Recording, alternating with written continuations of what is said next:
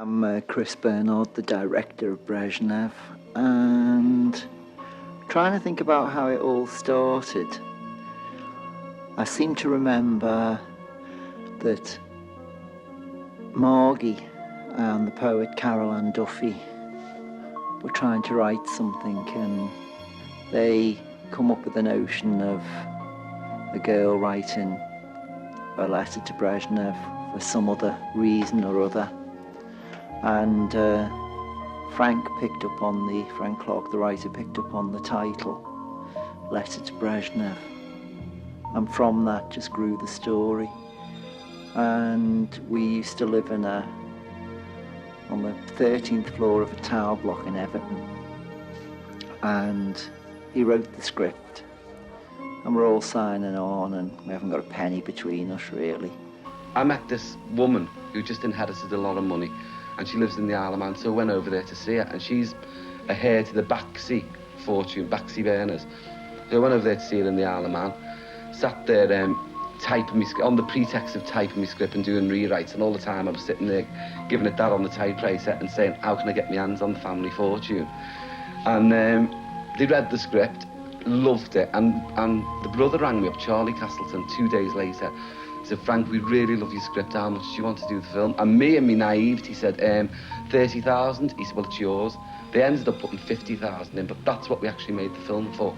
I read the script and I thought it was great, but it was very odd at the time because when Frank was over, he was saying that he'd written a script and it was very reasonable to make, and all the crew were going to work on deferment and everything. And I thought, marvellous, I'd love to do it, and at the time I had the money there, and I said I wanted to do it. And then he phoned up Fiona like a week later, and they were chatting, and I spoke to Fiona and said, has Frank found the money, and Fiona said no, so I said, okay, let's do it.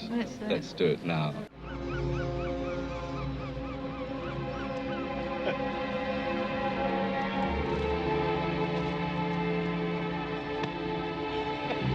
Liverpool! Hello!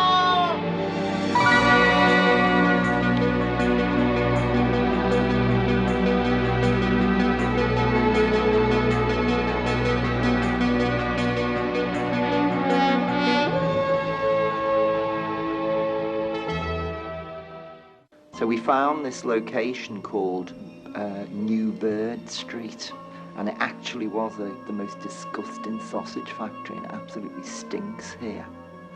The reason I assumed there's a chicken factory in Letter to Brezhnev is that just after going to college, a mate and I went to work in Holland, and I worked in a chicken factory where you had white wellies, and it was just full of foreigners, Irish people, stuff like that. So it was, that's why the chicken factory, I think, is mentioned, although there's probably lots of chicken factories in Kirby. It's probably one of the most disgusting jobs you can have. What exactly do you do? Take the innards out of chickens, put them into little plastic bags and stuff them back up again. Then they play this classical music shite, but the only thing is, they speed it up bit by bit throughout the day, and you end up stuffing chickens in time with the music. God, how disgusting. Your hands must stink. And so would yours. You haven't stuffed up chickens' arses all day. Oh, this is a beautiful little courtyard in a really old part of Liverpool. And this is one location. We're doing the exterior of something we're calling the Greek Club. I suppose today it would be completely un-PC to refer to somewhere as the Greek Club or the Chinese Club or the Spanish Club. But at the time, no one seemed to be bothered. We give a fuck, really. This is a room above a pub. I think we got knocked back for the original location. And there's lots of mates in these scenes, like head of the art, well, one of the head of this little art history department at the art college is playing a prostitute. That was the woman getting her hair sprayed. She isn't really. Raina. Why was he called Ray? Demetrius and Raina. Demetrius is pretty obvious. Raina was a very big leather man that I used to know, and he now lives in Germany.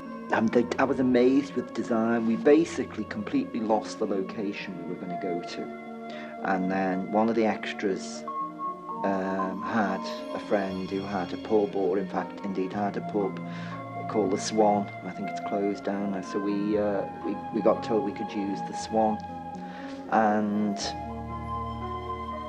design just ran in there with bottles and candles and whatever they could get and made it look like a seedy dive in about 10 minutes. The magic of film. And this is the famous toilet scene. You should see the lovely big thick arms on him. I love men with thick arms. What's your one like?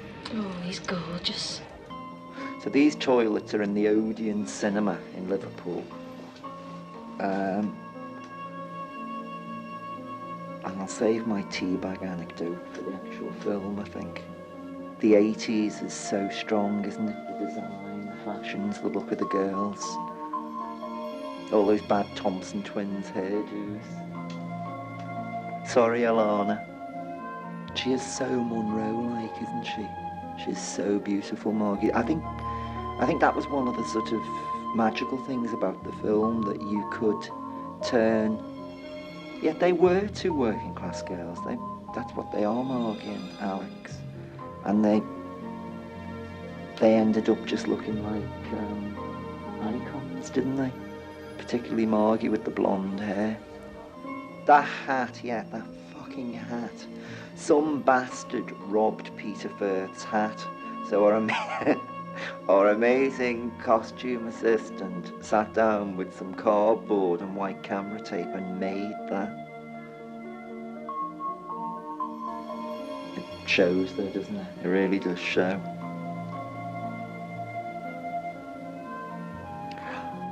The ubiquitous smoke machine. And then of course by the time you come to the take, the fucking smoke's blown away. Well, we must have had some money. We've got Polaroid photographs there.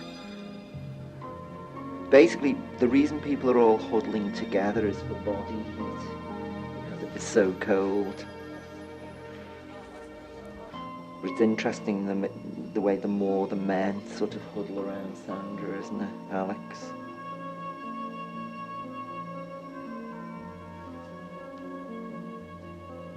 Now, for wonderful lip readers out there, there's a pint for anyone who can actually write in and tell me what he's saying. The wonderful Mr. Molina.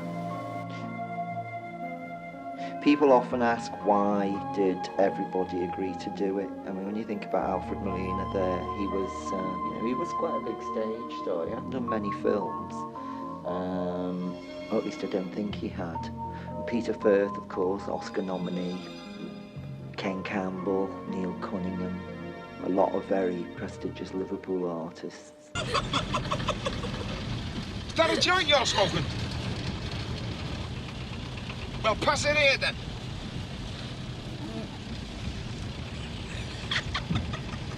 I only wait. She wink back at you?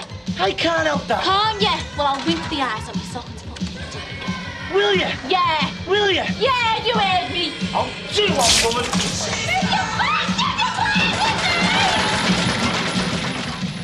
As you can see, Aaron sweaters were very big for directors that year. So I'm explaining to Fred Molina how he should carry Margie out over his shoulder.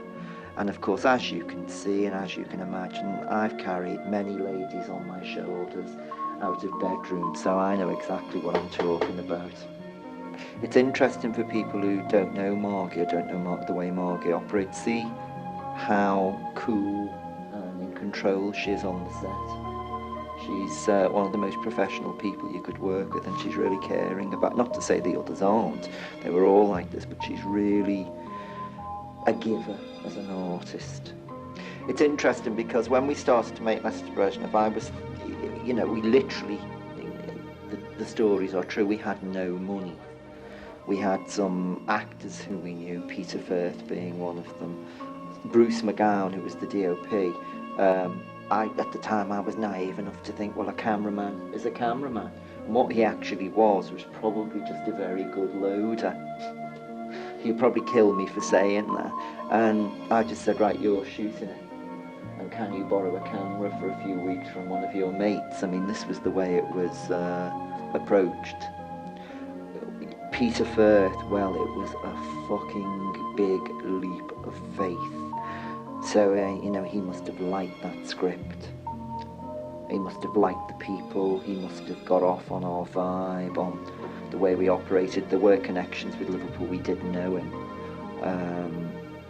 But, you know, from the body language, you can see everyone's having a laugh. And it was fucking freezing. That happens to be a sunny day. And we literally were living on peanut butter sandwiches until Davy Cattrall, who's in there somewhere, until his mum took pity on us and started to feed us pub lunches. Bruce is now as bald as I am.